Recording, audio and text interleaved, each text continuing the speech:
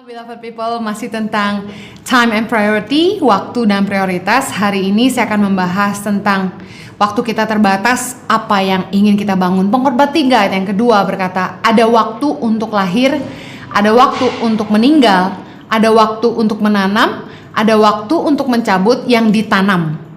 Kalau kita tahu bahwa kita menghidupi waktu yang terbatas, pertanyaan sekarang, apa yang mau kita bangun? Ada waktu untuk menanam, ada waktu untuk menuai. Kalau kita nggak pernah menanam, kita nggak akan pernah menuai. Kalau kita nggak pernah mulai membangun sesuatu, kita juga tidak akan menuai apa-apa di masa yang akan datang. Dalam waktu yang sangat terbatas ini, mari mulai berpikir apa yang Anda mau bangun dengan hidupmu. Saya mengajarkan sebuah langkah yang saya ambil ketika saya mendapat visi dari Tuhan adalah start small. Mulailah dari kecil, mulailah sekarang. Jangan menunda untuk melakukan sesuatu. Kalaupun harus mulailah dari yang kecil, tapi lakukanlah sekarang. Mulai fokus kepada apa yang menjadi visi, apa yang mau kita kerjakan dan apa yang kita mau bangun. Sehingga ketika ada tawaran-tawaran lain yang tidak sejalan dengan visi itu, kita akan punya kekuatan untuk menolak. Yang berikutnya, kita harus komitmen dengan apa yang kita bangun, konsisten, kerja keras. Karena tidak mungkin ada yang jadi tanpa komitmen, tanpa kerja keras. Amsal 13 ayat 4 berkata, hati si pemalas penuh keinginan tetapi sia-sia, sedangkan hati orang rajin diberi kelimpahan. Kalau saya tinggal diam-diam aja di Jakarta dan tidak mau keliling Indonesia, Tangan Pengharapan hanya akan ada di Jakarta saja. Tapi karena saya pergi keliling Indonesia, sekarang Tangan Pengharapan ada di 70 titik di seluruh Indonesia. Kita nggak akan membangun sesuatu jadi besar tanpa memulai dari yang kecil. Kita juga tidak bisa membuat sesuatu jadi besar tanpa fokus yang jelas, visi yang jelas. Dan kita nggak bisa membangun sesuatu jadi besar tanpa komitmen untuk membangunnya dan bekerja keras. Yang berikutnya, kita harus bisa dipercaya. Excellent. Saya percaya bahwa nilai kepercayaan itu sangat mahal. Kepercayaan adalah sesuatu yang nggak bisa dibeli dengan uang. Amsal 22 ayat 1 bilang, nama baik lebih berharga daripada kekayaan besar, dikasihi orang lebih baik daripada perak dan emas.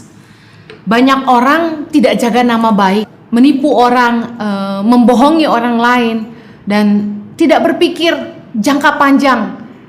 Bahwa mungkin dia berpikir dia mengecewakan satu orang, it's fine. Tapi tahukah Anda bahwa nama baik itu sangat berharga? Menjaga nama baik itu bukan bicara soal pride kita, tetapi bicara soal kepercayaan orang lain, menjaga kepercayaan orang. Banyak hari ini generasi yang menuai nama baik daripada nenek moyangnya, dan hari ini mereka hidup jauh lebih mudah karena kepercayaan yang turun-temurun. Bagaimana kita menghidupi waktu kita yang terbatas untuk supaya kita bisa membangun sesuatu? Kita harus mau terus belajar, mengevaluasi apa yang sudah kita bangun, mau belajar dari orang lain yang sudah jauh lebih maju dari kita, mau mendengarkan nasihat, dan mau terus berkembang. Jangan puas dengan apa yang sudah kita kerjakan. Setiap tahun saya selalu berdoa dan minta pimpinan Tuhan untuk apa yang saya harus kerjakan di Tangan Pengharapan. Dan sempat ada salah satu staf yang bilang, Ibu Heni ini berubah-berubah terus. Saya bilang bukan berubah, tapi berkembang. Jadi ada hal-hal yang baru lagi yang kami kerjakan, ada remodifikasi. Nah, terutama ketika kita melihat keadaan serba sulit, tentu harus ada penataan ulang dalam pengelolaan manajemen, pengelolaan cara kerja. Semuanya harus ditata kembali. Kita harus mau berubah, mau bertumbuh, dan mau belajar dari kesalahan-kesalahan yang kita buat. Amsal 19 ayat yang kedua berkata, tanpa pengetahuan kerajinan pun tidak baik. Orang yang tergesa-gesa akan salah langkah. Dikatakan tanpa pengetahuan kerajinan pun tidak baik. Kelihatannya rajin kerja terus, tapi nggak mau bertumbuh dalam pengetahuan, tidak mau belajar, tidak mau mengevaluasi diri. Kita nggak akan maju kalau kita hanya bermodalkan rajin aja. Pastikan kita mau belajar terus. Amsal 12 ayat 15 berkata, jalan orang bodoh lurus dalam anggapannya sendiri, tetapi siapa mendengarkan nasihat, ia bijak.